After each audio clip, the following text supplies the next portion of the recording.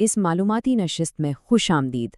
آج ہم جس موضوع پر بات کرنے والے ہیں وہ واقعی بہت دلچسپ اور ہم سب کی زندگی سے جڑا ہوا ہے۔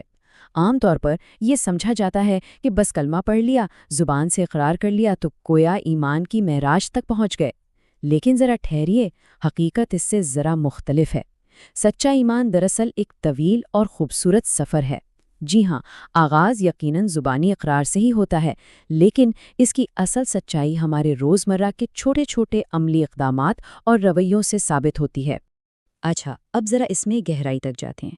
یہ ایک انتہائی بنیادی حدیث ہے جو سچے ایمان کی 3 عملی شرطیں ہمارے سامنے رکھتی ہے۔ ان الفاظ پر غور کیجیے گا۔ جو شخص اللہ اور قیامت کے دن پر ایمان رکھتا ہے، اسے چاہیے کہ اچھی بات کہے ورنہ خاموش رہے۔ یہ محض کوئی عام سی نصیحت نہیں ہے، بلکہ یہ سچے ایمان کو روزمرہ کی زندگی میں جانچنے کا ایک زبردست اور عملی پیمانہ ہے۔ تو آئیے دیکھتے ہیں کہ ہم اس جائزے میں کن چیزوں پر بات کریں گے۔ ہم سچے ایمان کے ان ستونوں کا جائزہ لیں گے۔ سب سے پہلے ایمان کی بنیاد، پھر پہلا ستون یعنی ہماری گفتار کی طاقت، اس کے بعد دوسرا ستون جس میں ہم پڑوسی کی وسیع تعریف کو سمجھیں گے، پھر تیسرا ستون مہمان نوازی کی اصل روح، اور آخر میں دیکھیں گے کہ اعمال کا حتمی وزن کیا ہوتا ہے۔ تو چلیں سب سے پہلے بات کرتے ہیں ایمان کی بنیاد کی، یعنی ان چیزوں کی جو محض الفاظ کی ادائیگی سے کہیں آگے کی بات ہے۔ جیسا کہ ہم نے شروع میں کہا، اکثر یہ سمجھ لیا جاتا ہے کہ بس زبانی طور پر کلمے کا اقرار کر لینا ہی فائنل لائن ہے، حالانکہ در حقیقت الفاظ کی ادائیگی تو ایک طویل زندگی کے سفر کا محض پہلا قدم ہے۔ اقرار کرنا یقینی طور پر سب سے اہم اور پہلا قدم ہے، لیکن ایمان تبھی مکمل ہوتا ہے جب اعمال عقیدے کے بالکل مطابق ہوں۔ ذرا سوچیں، اگر کوئی دل اور زبان سے تو اقرار کر لے، لیکن اس کے اعمال اس کے عقیدے کی کھلی نفی کر رہے ہوں، تو کیا یہ دراصل اپنے ہی ایمان کا مذاق اڑانے کے مترادف نہیں؟ یہاں سے ہم بڑھتے ہیں اپنے پہلے ستون کی طرف، جو ہے گفتار کی طاقت، یعنی منہ سے نکلنے والے ہر ایک لفظ کو باقاعدہ تولنا۔ انسانی گفتگو کو اگر ہم بانٹیں تو بنیادی طور پر اسے 3 اقسام میں تقسیم کیا جا سکتا ہے: خیر، شر اور لغو۔ قرآن مجید میں اس بات کو بڑی صراحت کے ساتھ بیان کیا گیا ہے کہ کامیاب ہونے والے مومن وہ ہیں جو لغو سے بچتے ہیں۔ اب یہ لغو کیا ہے؟ یہ وہ بیکار اور فضول باتیں ہیں جن کا نہ تو اس دنیا میں کوئی فائدہ ہے اور نہ ہی روحانی طور پر کوئی نفع ملتا ہے۔ اب آتے ہیں خیر یا اچھی بات کی طرف۔ اس کا دائرہ ہماری عام سوچ سے کہیں زیادہ وسیع ہے۔ یہ بڑی حیران کن حقیقت ہے کہ خیر کا مطلب صرف ذکر کرنا یا تلاوت کرنا ہی نہیں ہے۔ بالکل نہیں، بلکہ اس میں ہر وہ بات شامل ہے جو اچھی نیت سے کہی جائے۔ مثال کے طور پر کسی کے چہرے پر مسکراہٹ لانا، کسی کی تنہائی یا گھبراہٹ کو دور کرنا، یا محض کسی کو خوش کرنے کے لیے ایک سچا اور ہلکا پھلکا مذاق کر لینا، یہ سب بھی خیر کے زمرے میں آتا ہے۔ اور یہ تصور اس پرانی مثال کو کتنے شاندار طریقے سے واضح کرتا ہے کہ اگر بولنا چاندی ہے تو موقع محل پر خاموشی سونا ہے، لیکن اگر منہ سے نکلنے والے الفاظ کی وقعت مٹی کے برابر ہو، جن سے دوسروں کو محض تکلیف پہنچ رہی ہو، تو پھر ایسی صورت میں خاموش رہنا ہی سب سے بہترین اور دانشمندانہ عمل ہے۔ یہاں ایک اور چیز بہت اہم ہے، اور وہ ہے سیاق و سباق۔ گفتگو میں وقت اور حالات کی اہمیت بہت گہری ہوتی ہے۔ فرض کریں کہ ایک شخص تلاوت کر رہا ہے، جو بلا شبہ ایک بہترین عمل ہے، لیکن اگر وہ اس تلاوت سے جان بوجھ کر کسی سوئے ہوئے شخص کی نیند خراب کر رہا ہے، تو وہ مقدس الفاظ بھی اس مخصوص وقت اور ماحول میں نامناسب ہو جاتے ہیں۔ تو ثابت یہ ہوا کہ بولتے وقت جگہ، وقت اور حالات کا خیال رکھنا انتہائی ضروری ہے۔ اسی طرح اگر ہم شر یعنی بری گفتگو کی بات کریں تو یہ ہمیشہ کھلی گالی گلوچ یا واضح جھوٹ پر مبنی نہیں ہوتی۔ اس کی نوعیت بعض اوقات بڑی چھپی ہوئی ہوتی ہے۔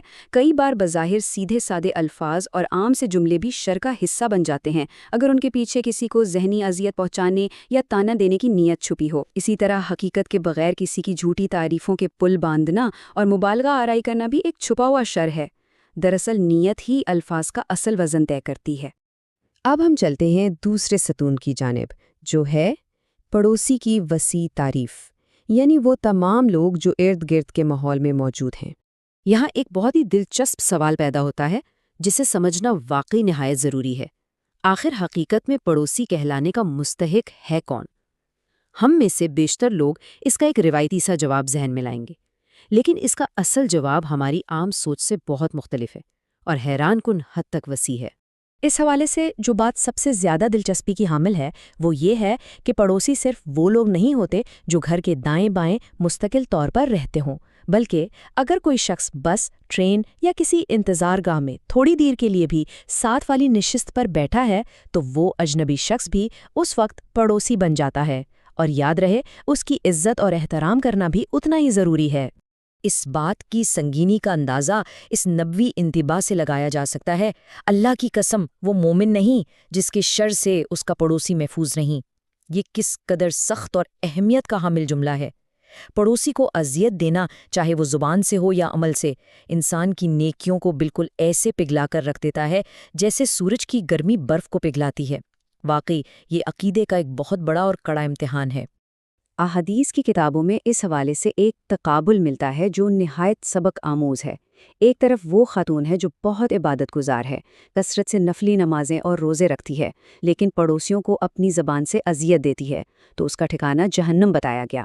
اور دوسری طرف وہ خاتون ہے جس کے پاس نفلی عبادات تو کم ہیں، لیکن وہ کبھی پڑوسی کو تکلیف نہیں دیتی، تو وہ جنتی ہے۔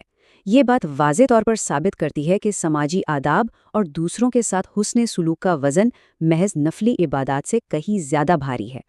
تو اگر سیدھے الفاظ میں کہا جائے تو کسی انسان کے اچھے یا برے ہونے کا حتمی سرٹیفکیٹ دراصل اس کے پڑوسی دیتے ہیں۔ کوئی انسان اندر سے کیسا محسوس کرتا ہے یہ اتنا اہم نہیں ہے، اصل اہمیت اس بات کی ہے کہ ارد گرد بسنے والے لوگ اس کے کردار، رویے اور احترام کے بارے میں کیا گواہی دیتے ہیں۔ آئیے بڑھتے ہیں تیسرے ستون کی طرف، جو ہے مہمان نوازی کی روح، یعنی باہر سے آنے والے کسی بھی شخص کا استقبال کرنا۔ جب ہم سچی مہمان نوازی کی بات کرتے ہیں تو اس کا مطلب صرف اپنے جان پہچان والے دوستوں یا قریبی رشتہ داروں کی خاطر مدارت کرنا ہی نہیں ہے۔ اگر کسی شادی یا تقریب میں کوئی ایسا شخص موجود ہے جسے کوئی نہیں جانتا، تو خود آگے بڑھ کر اس کا استقبال کرنا، اسے تنہائی کا احساس نہ ہونے دینا اور بغیر کسی تفریق کے اس کی عزت کرنا، یہی دراصل مہمان کی سچی عزت کرنا ہے۔ قرآن مجید میں اس حوالے سے حضرت ابراہیم کا ایک شاندار واقعہ موجود ہے۔ جب ان کے پاس انجان مہمان آئے تو وہ فوراً گئے اور ان کے لیے ایک بنا ہوا بچڑا پیش کیا۔ یہ مہمان نوازی کا ایک سنہری اور مثالی معیار ہے کہ مہمان کے لیے کھلے دل سے اور فوری طور پر جو بہترین چیز میسر ہو وہ پیش کر دی جائے۔ لیکن ٹھہریے، یہاں ایک اور انتہائی اہم اصول بھی کار فرما ہے، اور وہ ہے تکلف سے پرہیز۔ مہمان نوازی کو کبھی بھی ایک بوجھ نہیں بننا چاہیے، اسے بالکل آرام دہ اور فطری ہونا چاہیے، جس میں حد سے زیادہ رسمی پن یا کوئی مصنوعی دکھاوا نہ ہو، تاکہ نہ تو مہمان کو کسی قسم کی شرمندگی یا بوجھ محسوس ہو اور نہ ہی میزبان خود کو کسی غیر ضروری مشکل میں ڈالے۔ اور اب ہم پہنچے ہیں اپنے آخری حصے کی طرف، اعمال کا حتمی وزن، جہاں ہم ان تمام باتوں کو یکجا کر کے دیکھیں گے۔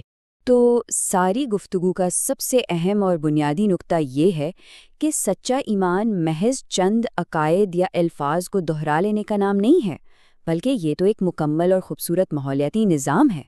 یہ ایمان اس وقت مکمل شکل اختیار کرتا ہے جب گفتگو محفوظ ہو، ارد گرد بسنے والے پڑوسی محفوظ اور محترم ہوں، اور آنے والے مہمانوں کی دل سے عزت کی جائے۔ یہی وہ عملی اقدامات ہیں جو کسی بھی معاشرے کو حقیقتاً امن کا گہوارہ بناتے ہیں۔ آخر میں ہمیں ایک نہایت فکر انگیز سوال پر غور کرنا چاہیے۔ اگر کردار کا حتمی منصف پڑوسی ہے تو روزمرہ کی عادات اور سماجی رویوں کی بنیاد پر آج کیا گواہی لکھی جا رہی ہے؟ یہ وہ سوال ہے جو ہم سب کو اپنے اندر جھانکنے اور روزمرہ کے اعمال کو مزید بہتر بنانے کی بھرپور دعوت دیتا ہے۔